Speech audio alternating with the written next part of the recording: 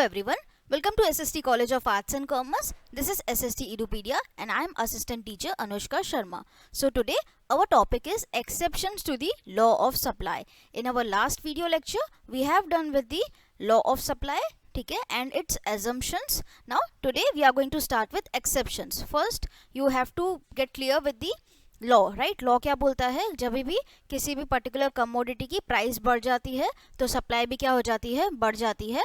And price अगर कम हो जाती है तो सप्लाई भी क्या हो जाती है, कम हो जाती है. ठीक है. So the first exception is law of supply. Now exceptions पे क्या होता है ये ध्यान में रखना, एक्सेप्शंस के ऊपर लॉ एप्लीकेबल नहीं होता है. ठीक है.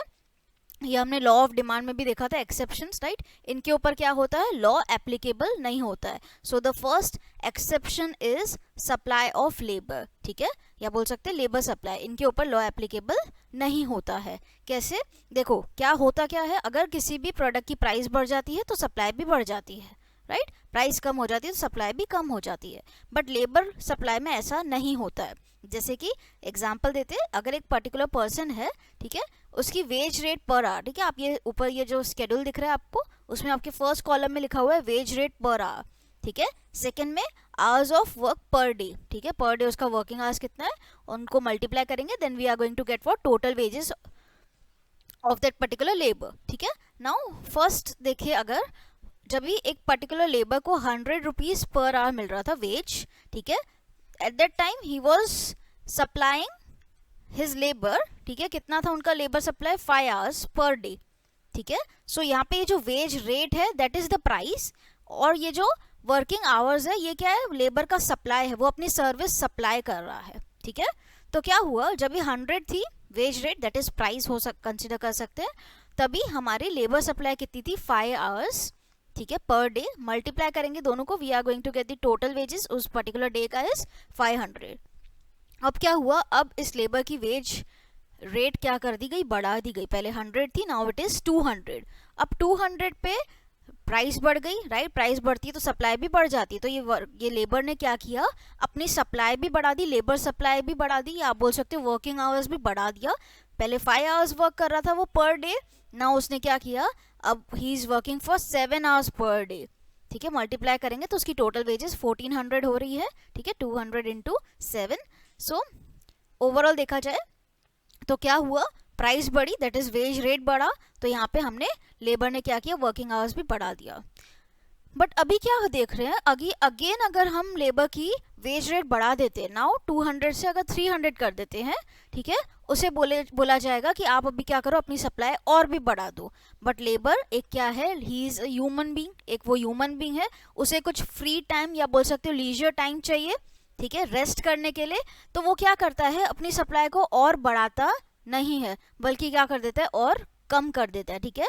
सो देखो, नाउ 200 से the wage rate got increases right, 100 increase और हो गई, 100 रुपीज 300 हो गई. और यहाँ पे जो वर्किंग आवर्स है वो और बढ़ने की जगह 7 से उसने क्या कर दिया, 6 कर दिया. उसने क्या कर दिया, वेज बढ़ी, बट उसने क्या किया, वेज रेट बढ़ी, तो उसने क्या किया, अपना वर्किंग आवर्स को कम कर दिया. क्यों किया, बिकॉज रीजन क्या है कि वो एक पर्टिकुलर ह्यूमन बीइंग है, उसे कुछ फ्री टाइम चाहिए रेस्ट करने के लिए, लीजर टाइम बोल सकते हैं उसे, रेस्ट करने के लिए. तो क्या हुआ, यहाँ पे प्राइस बढ़ी है ना, वेज रेट बढ़ी, बट फिर भी उसने क्या कर दिया, अपनी सप्लाई को, अपना वर्किंग आवर्स को उसने कम कर दिया. तो लॉ एप्लीकेबल यहाँ पर नहीं हुआ. ठीक है, that's why supply of labour.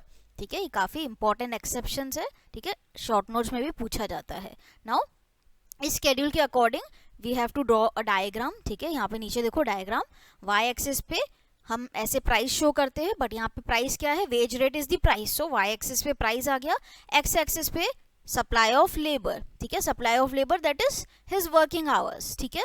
Now diagram देखते हैं, तो देखो फर्स्ट डॉटेड लाइन क्या है, जब भी 100 है हमारी उस पर्टिकुलर लेबर की वेज रेट, तभी वो सप्लाई कर रहा है 5 आवर्स. ठीक है, his labour supply is 5 hours. 100 से 200 हो गई, देखो डॉटेड लाइन सेकेंड वाली, 200 से at the time his working hours is 7 hours. ठीक है.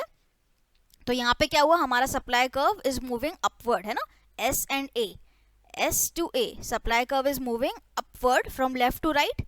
बाद में क्या हुआ, 200 से 300 हो गई, ठीक है। तो थर्ड डॉटेड लाइन देखो 300 पे उसने क्या कर दिया, अपना वर्किंग आवर्स या बोल सकते हो अपने उसने लेबर सप्लाई को कम कर दिया। ठीक है, नाउ 300 पे व्हाट ही इज सप्लाइंग, और बोल सकते हैं he is working just for 6 hours, तो उसने 7 से क्या कर दिया, अपनी लेबर सप्लाई कम कर दी। तो 300 पे देखो डॉटेड लाइन 6 पे आ रही है। ठीक है, तो अब क्या हो रहा है, एस ए तो क्या हो रहा था, supply curve was moving upward, ठीक है, फ्रॉम लेफ्ट टू राइट, ये नॉर्मल हमारा सप्लाई कर्व ऐसा ही होता है।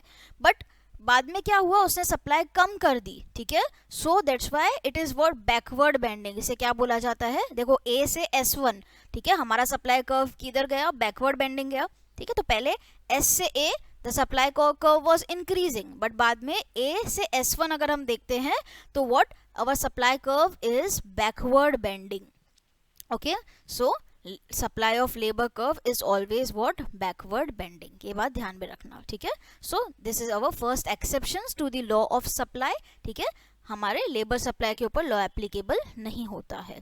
So next exception is agricultural goods. Now agricultural goods जो होता है इसका प्रोडक्शन डिपेंड करता है क्लाइमेटिक कंडीशंस पे या बोल सकते हो वेदर कंडीशंस पे।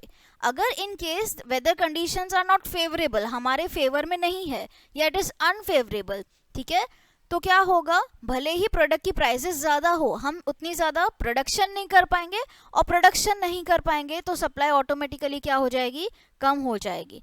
लाइक एग्जांपल लेते हैं, एक काफ़ी ज़्यादा फ्लड्स आ गए हैं। ठीक है, अब फ्लड्स की वजह से क्या हो रहा है, हम एग्रीकल्चर एक्टिविटीज़ कर पाएंगे क्या, नहीं, फार्म लैंड को काफ़ी ज़्यादा नुकसान होता है उससे, तो अब क्या होगा, वहाँ पे प्रोडक्शन नहीं हो पाएगा।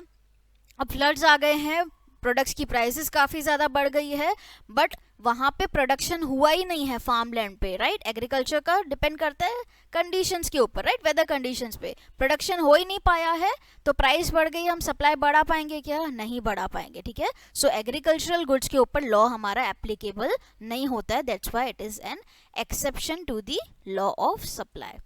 Then third is urgent need of cash. If in case if seller is in urgent need of cash, अगर सेलर को अर्जेंटली कैश की नीड है और यू कैन से उसे मनी की रिक्वायरमेंट है, तो कोई भी केस होने दो, प्राइस ज़्यादा होने दो, प्राइस कम होने दो, सेलर क्या करेगा, he is going to try more to sell, right, he is going to try sell more goods. ठीक है, ज़्यादा से ज़्यादा गुड्स को वो क्या करना चाहेगा, सेल करना चाहेगा। ठीक है, तो प्राइस अगर इन केस काफ़ी कम मिल रही है उसे, तो भी वो क्या करेगा, अपनी सप्लाई को बढ़ाएगा। Why, the reason is he is in urgent need of cash, उसे कैश की काफ़ी ज़्यादा ज़रूरत है, रीज़न कोई भी होने दो। ठीक है, then fourth is perishable goods. ना गुड्स दो टाइप के होते हैं, एक होते हैं पेरिशेबल, दूसरे होते हैं ड्यूरेबल गुड्स। ड्यूरेबल गुड्स क्या होते हैं, which can be use for long term, durable goods को हम लंबे समय के लिए लॉन्ग टर्म तक यूज़ कर सकते हैं, जैसे रेफ्रिजरेटर, ठीक है, एयर कंडीशन। दूसरे होते हैं पेरिशेबल गुड। ना पेरिशेबल गुड्स क्या होते हैं, it is for short term period only, जो जल्दी से खराब हो जाते हैं। ठीक है, पेरिशेबल गुड्स क्या होता है, जो जल्दी से खराब हो सकते हैं, जिसे हम लॉन्ग टर्म के लिए यूज़ नहीं कर सकते।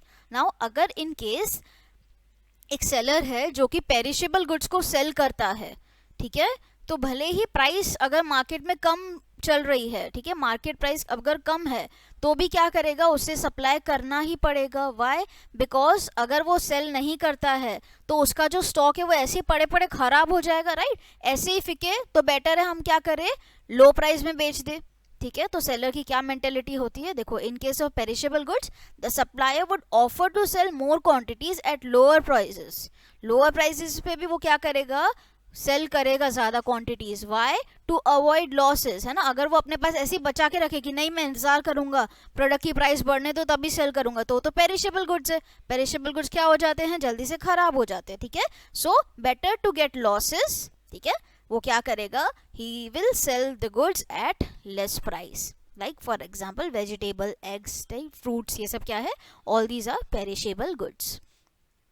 नेक्स्ट आता है हमारा रेयर गुड्स। रेयर गुड्स क्या होते हैं, जिनकी स्केर्सिटी होती है, जिनकी कमी होती है, रेयर नाम से ही समझ में आ रहा है, ठीक है, इट इज़ रेयर। तो रेयर गुड्स की डिमांड के अकॉर्डिंग हम सप्लाई को कंट्रोल ही नहीं कर सकते। Why, because it is already rare, वो गुड्स क्या है, रेयर गुड्स है, ठीक है, जिसकी हम क्या नहीं कर सकते, हम सप्लाई बढ़ा नहीं सकते।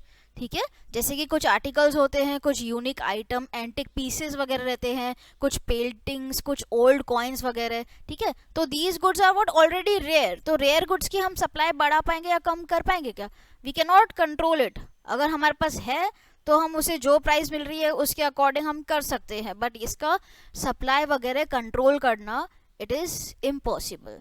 ओके, सो रेयर गुड्स के ऊपर हमारा लॉ एप्लीकेबल नहीं होता है. I hope you all have understood it. Thank you so much.